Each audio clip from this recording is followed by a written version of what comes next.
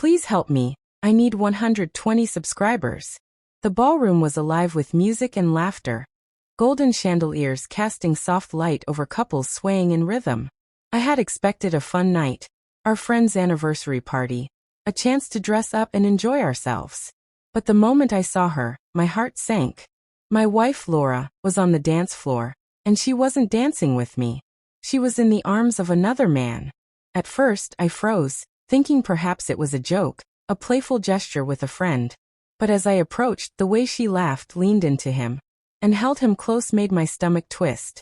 The intimacy she displayed wasn't the casual affection I had expected.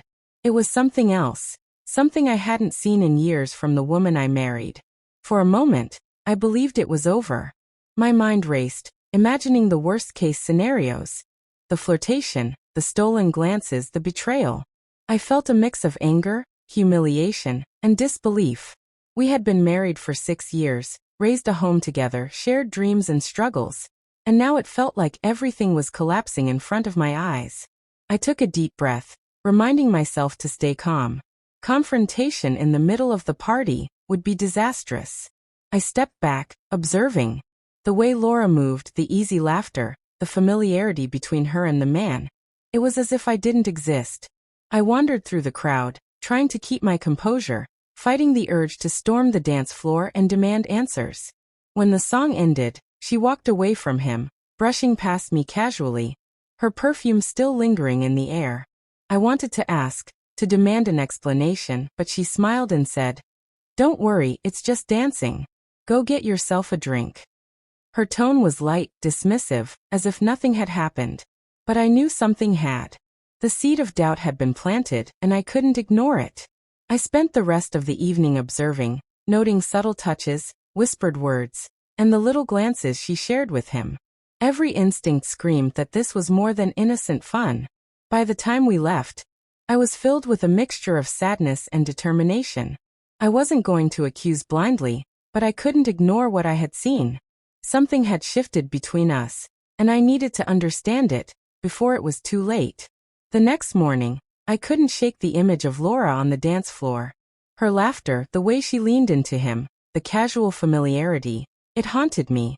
I tried to focus on work, on the mundane tasks of the day, but my mind kept replaying the scene, each replay twisting my stomach tighter. I knew I couldn't confront her without evidence. Accusations without proof would only make me look paranoid. So I decided to observe subtly over the next few days. I noticed small things immediately. Missed calls from numbers she didn't usually call, brief text messages she quickly hid when I approached, and a sudden interest in dressing up for events she hadn't cared much about before. One evening, I followed her to a coffee shop, keeping a careful distance. I watched as she met the same man from the dance floor. They spoke quietly, laughing softly, sharing glances that I recognized instantly. The same intimacy I had seen before.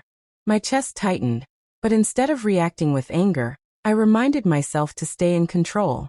Patience would give me leverage. That night at home, I confronted her indirectly.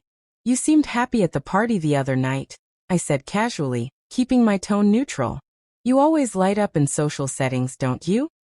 Laura froze, then smiled lightly. "Yeah, dancing is fun. You know that." Her eyes flicked briefly to mine, but she quickly looked away. The tension in her voice, the hesitation, it confirmed everything I had suspected. I didn't accuse her. Instead, I let the silence hang between us, heavy and uncomfortable. She could feel it, the weight of my observation, the awareness that I knew more than I let on. I realized that sometimes, the most powerful response wasn't confrontation, but controlled vigilance.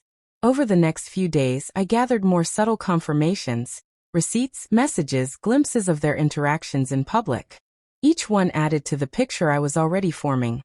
Laura's actions had crossed a line, and I had to decide how I would respond. By the end of the week, I knew what needed to happen. I couldn't let this betrayal go unchecked, and I couldn't continue living in doubt and humiliation. Whatever decision I made, it would be deliberate, measured, and final. The next evening, we attended another event, a small gathering at a friend's home. Laura moved through the crowd with ease, her smile bright, her laughter easy. But I noticed the same man from the dance floor across the room. Their eyes met briefly, and a spark passed between them, subtle but unmistakable. I decided it was time. Not in anger, not in shouting, but with calm precision. I pulled Laura aside into a quiet corner. "We need to talk," I said, my voice steady. Her smile faltered slightly. "About what?" "I saw you on the dance floor the other night," I began. "And I saw what you were doing, how you were acting. I've noticed your texts, your calls, and your meetings. I'm not blind, Laura. I know exactly what's been happening." Her eyes widened, a mixture of guilt and fear flashing across her face. "James, it's not what you think." I cut her off gently but firmly. "Intentions don't matter. Actions do. And your actions have consequences." For months, I felt invisible in this marriage. Ignored, sidelined, dismissed. Tonight, I'm making it clear. I won't accept betrayal, not quietly, not anymore. She swallowed hard, her voice shaking. I didn't mean to hurt you." "I know," I said, maintaining my calm. "But meaning isn't enough. Trust has to be earned, not assumed. You've chosen to cross a line, and now you see what that feels like, a consequence, a reflection of what your actions do to the person who loves you." I didn't raise my voice. I didn't plead. I simply stepped back, letting her feel the weight of the truth. For the first time, she realized that her casual betrayal had real impact, that ignoring the emotional bonds we shared wasn't without cost. Over the following days, Laura attempted to make amends. She was cautious, aware, and visibly anxious. The intimacy and familiarity between us shifted. I noticed the change, but I also recognized that my respect and trust would need to be rebuilt slowly, deliberately. That night, as I reflected alone, I understood something crucial. Betrayal is revealing. It exposes hidden truths, forces decisions, and shapes the future. And most importantly, it teaches a lesson. Sometimes the strongest response isn't anger or revenge, but the calm assertion of one's self-worth, the unwavering demand to be seen and respected. Laura had learned that lesson, and I had reclaimed my dignity.